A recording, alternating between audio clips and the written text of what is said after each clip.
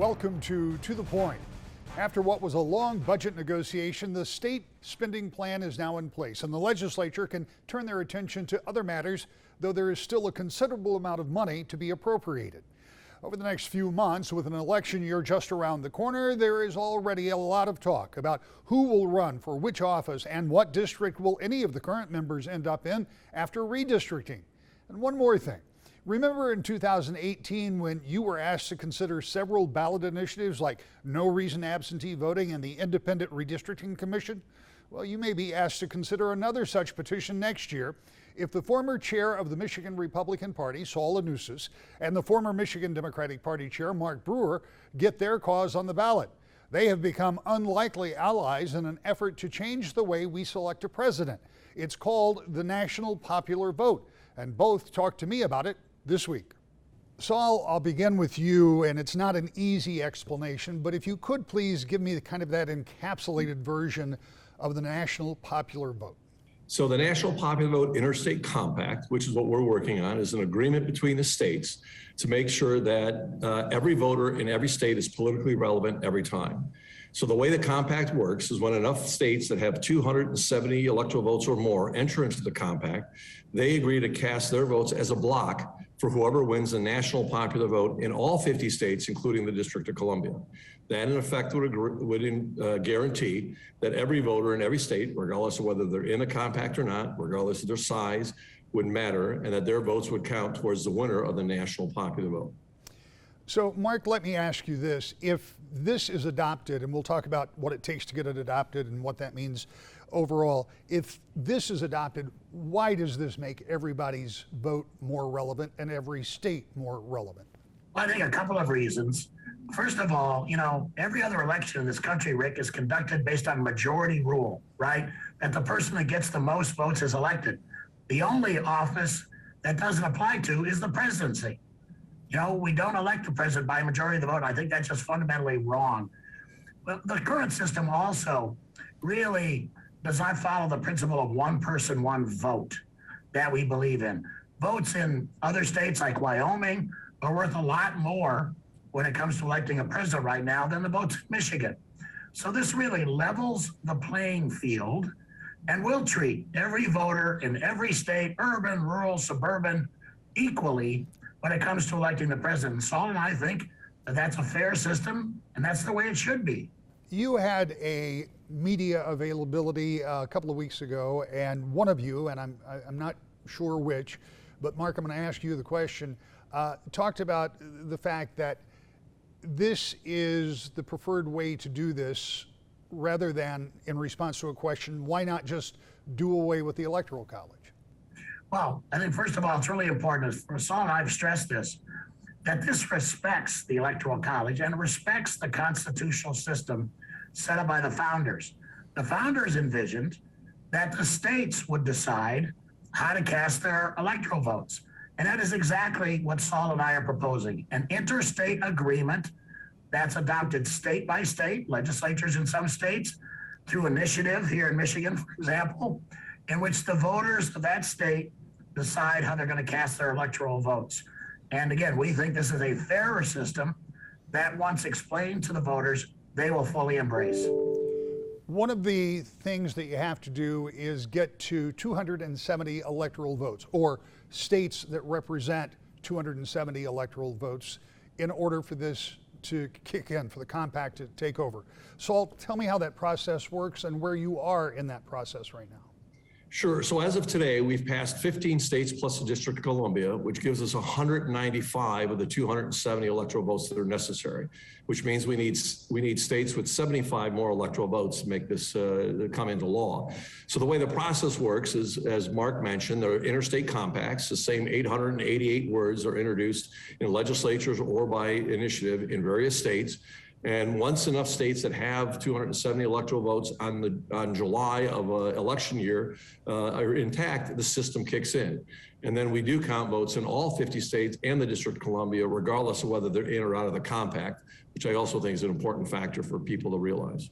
So you've got about 9 months to, well, actually, you've got a little longer than that. You've got several months to get it done if you wanted this for 2024. Is that the goal, is to get this in place by the next presidential election? It is. We think we have a good shot at it. There's many states across the country who have already passed it in one house or the other in their respective legislatures. There have been several other states that have looked at the initiative process. So we think that we have enough states. I think already, I want to say 105 states with 105 electoral votes have already started this process. And obviously, we only need the states with 75 of those 105 electoral votes to pass it to kick it in for 2024. But if it doesn't start in 2024, I guarantee you 2024 will be the last time that we run a presidential election under this current system. Well, if that's the case, and you as a former head of the Republican Party, and Mark, for you too, as former chairman, longtime chairman of the Michigan Democratic Party, I'll go first with you, Saul. If you take in all of those states, if you get to 272, 274, whatever it is, and the other states don't join in the compact, what happens to their votes? Their votes are also counted. Again, we count the votes in all 50 states plus the District of Columbia, regardless of whether they're in the compact or not. So the whole purpose of this unique reform is that we're creating a system that every voter in every state is politically relevant every time. As you will recall, Rick, when I was chairman in 2008, Michigan was a battleground state on one day, and then on October 19th, the McCain campaign came in, did a poll, found we were 12 points down, and they pulled out of the state. And to me, that was kind of the turning point where I started saying there's got to be a better way of doing this, where one day your state can be relevant, the voters in your state are relevant, and the very next day it's irrelevant.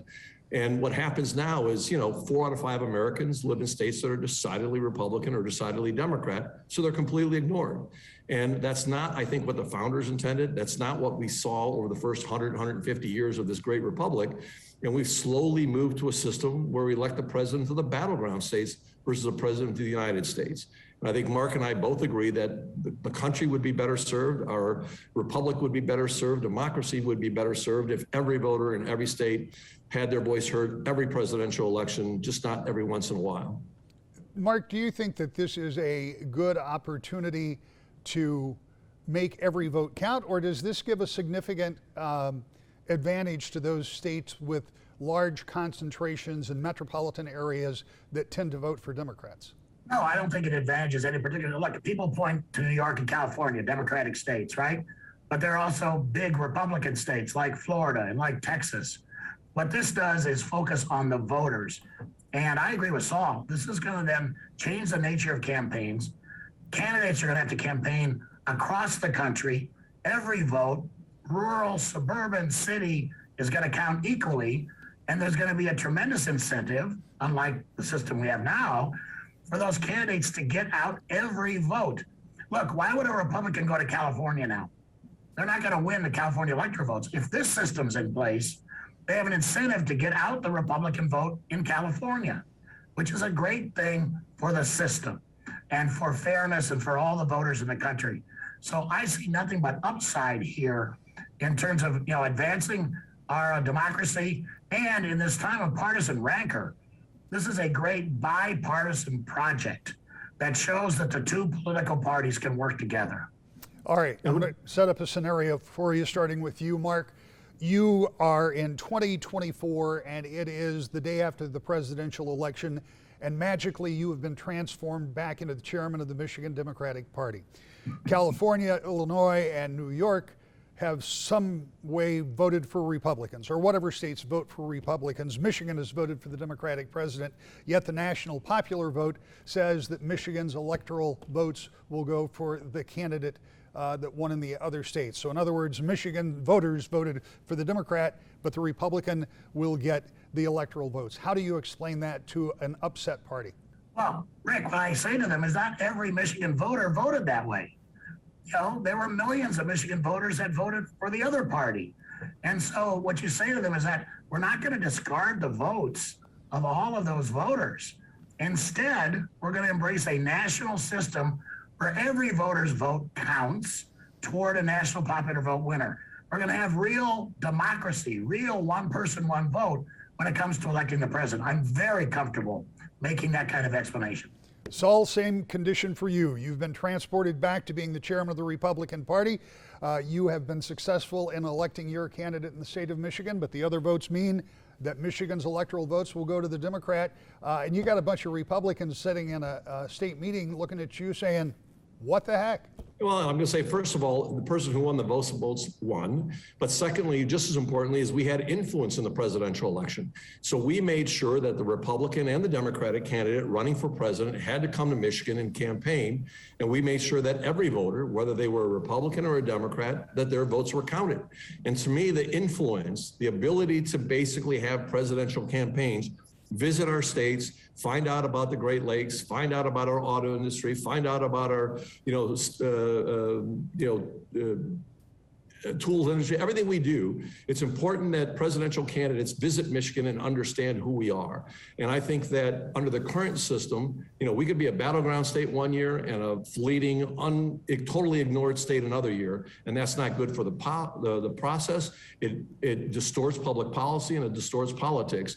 And I think when you create a system where every vote matters, whether you're a Republican or Democrat, the country is better off because of it. All right, 2 minutes left. Start with you, Saul. Mark, I'll give you the final word. Give me your best pitch. If you're going out and getting signatures, and after you get your signatures, the best pitch, if this gets on the ballot, for people to vote for something that I still contend is kind of complex to explain. Well, it is very complex, but the easy part is this, is that we want to make sure that every voter in every state is politically relevant in every single election. And we want to make sure that the President of the United States is elected the same way 514,000 other elected officials in this country are elected. And that is by whoever gets the most votes wins. And I think it's good for our process, it's good for the system, and it'll be good for the body politic as a whole. Mark, same question. How do you explain this, your best sales pitch, as you move into what could be kind of a long process here in the state? Two principles, Rick, that every American now believes in. Majority rule, that we should elect people by a majority of the voters, which we do not do with the president now, and one person, one vote. That every voter's vote should count equally, which is not true in the current system. So this embodies the best of our democracy. One person, one vote, and majority rule. Newses and brewers say the idea is popular with people in the state, and that may be true for some, but not with everybody. That includes one elected official who was quick to push back on changing the way we choose our electors. You'll hear from Republican House member Matt Hall next. To the Point. Welcome back to the Point. During the first half of our show, you heard about the idea of creating a compact between states that would require all of those states to award their electoral votes to the person with the most overall popular vote in those states combined. In other words, a state in the compact might have more votes for candidate A, but because several other states choose candidate B, the state that preferred candidate A would still be bound to cast their electoral vote for candidate B. It is complex. It's a proposal that is not yet on the ballot and not one that sets well with everyone. Republican Representative Matt Hall from Marshall thinks it's an idea that could leave Michigan out of the spotlight when it comes to presidential politics. Representative, this is a concept that we have heard about for a long time, but I think there are a lot of people that will be watching this program that have never heard of the national popular vote. Now, in this show, both former chairmen of the Republican and Democratic parties have joined forces to talk about why they think it's a good idea. You, on the other hand, don't think that the national popular vote is a good idea. Tell me why not. Well, this would fundamentally change the way we conduct our elections in Michigan. I think Michigan has been a competitive state. We get a lot of attention from both candidates. In fact, Joe Biden was here in Michigan this week because Michigan is a state that's in play every year.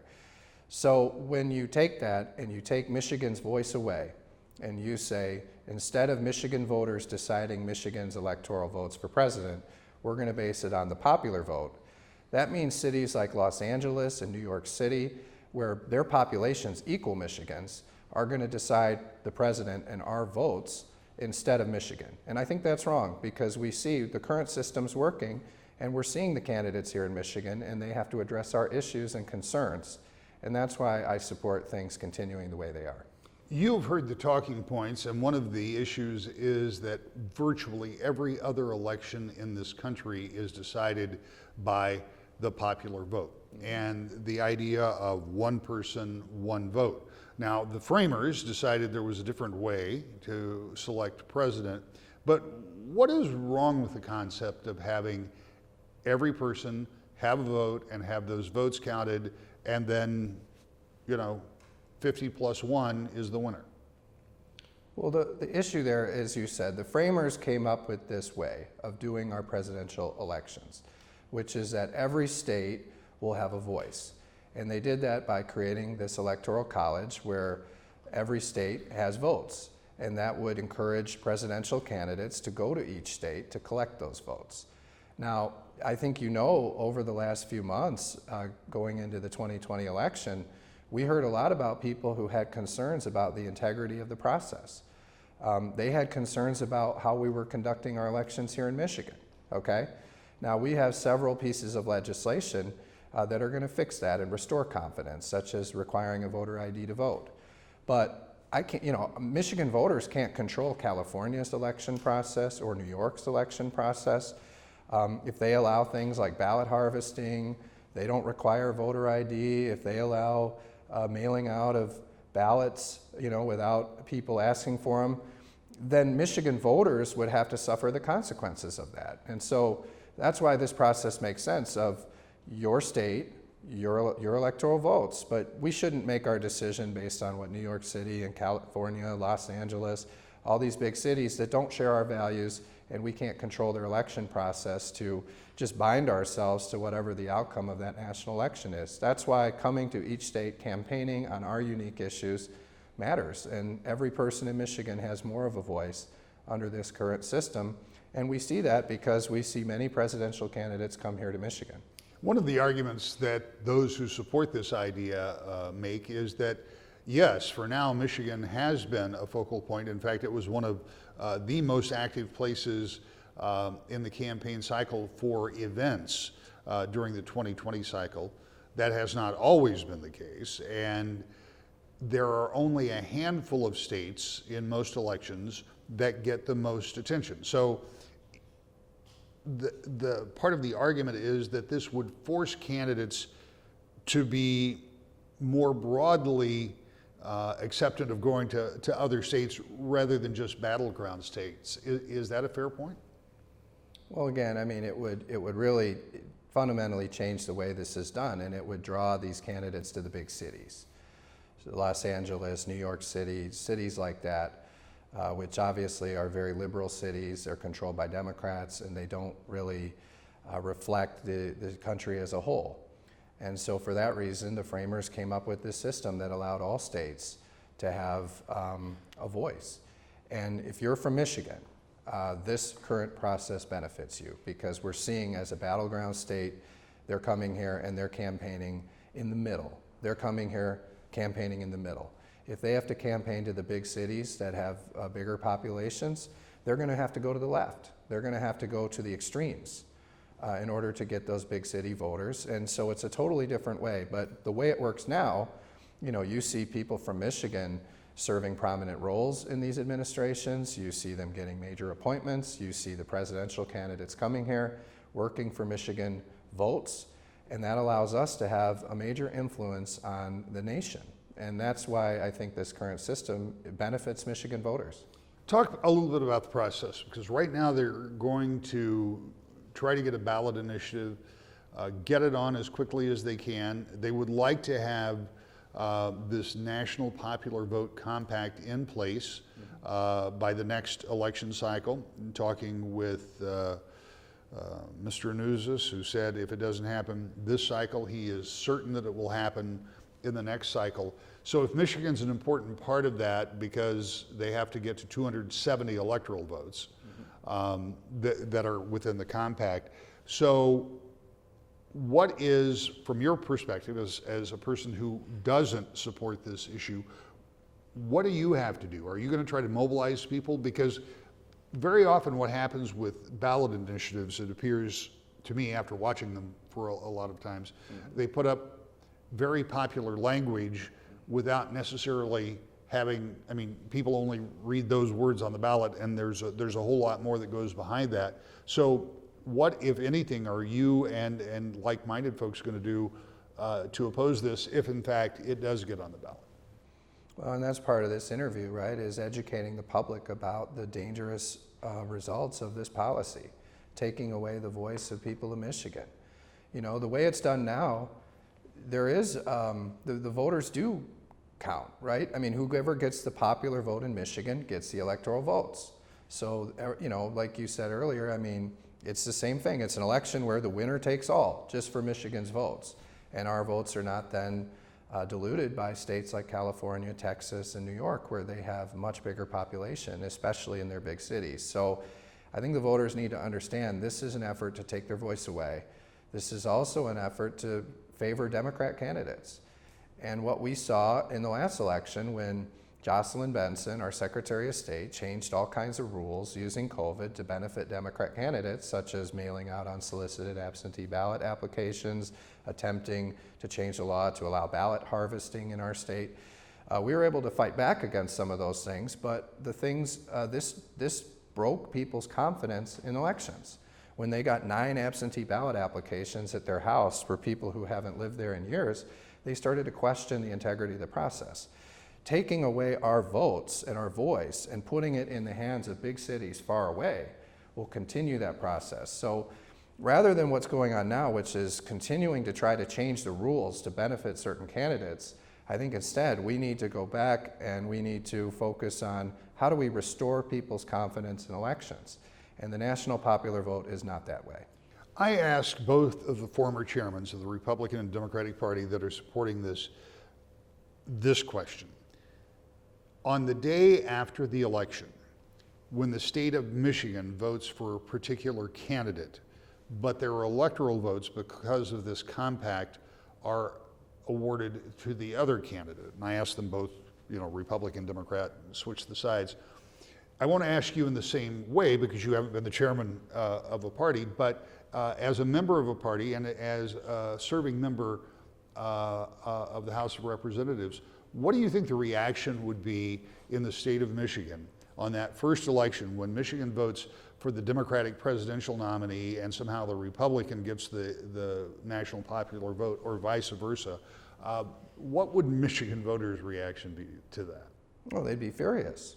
I think they'd be furious because they would see the consequence of this change, this fundamental change from the way that the framers intended it.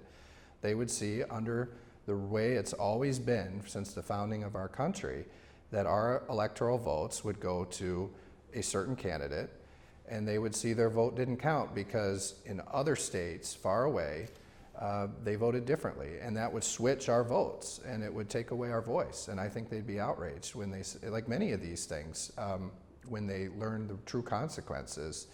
And fortunately, people are paying attention to elections now and election policy. And that's because they saw what happened before when Democrat leaders tried to change election laws using the COVID-19 pandemic as an excuse to try to favor certain candidates. And when they see these processes that are trying to benefit certain candidates in big cities, I think they're going to be outraged when they truly learn the consequences of those policies, which will take Michigan's voice away. We won't see candidates here anymore, and it'll fundamentally change the way candidates campaign, and we will lose as a result of that as a state. The process to get the national popular vote issue on the ballot has only just begun and will require thousands of signatures to get on the ballot. We'll be back with a final thought next. To the Point. Next year's election in Michigan will be an important one, partially because of new districts for each member of the U.S. House, State House, and State Senate. They'll all be on the ballot, and perhaps a few proposals will be there for you to consider as well. It will be the first major election since 2020. And with so many contests, including a race for governor, it will be a busy cycle with lots to talk about, which we will do every week when you join us. To the Point.